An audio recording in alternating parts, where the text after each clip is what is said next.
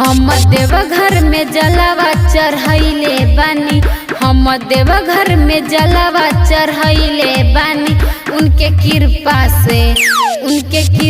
से तोहरा के पहिले बानी, उनके कृपा से तोहरा के पहिले बानी।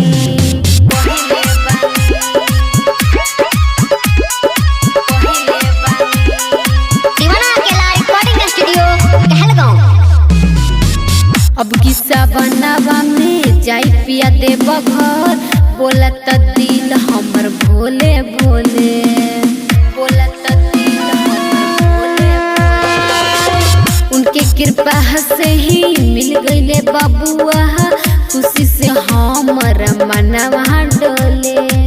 भोले को जलवा चलता होगा, अरे भंग धतूरा भी मिलता होगा।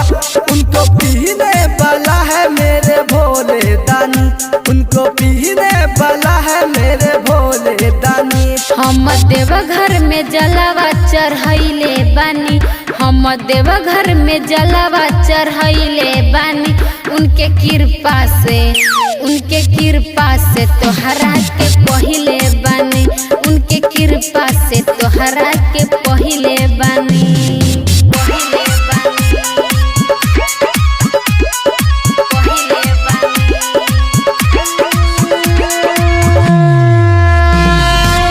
उनके कृपा से है मिलल बा पियावा, देखे में लागे रसीला रमेश, देखे में लागे रसीला रमेश।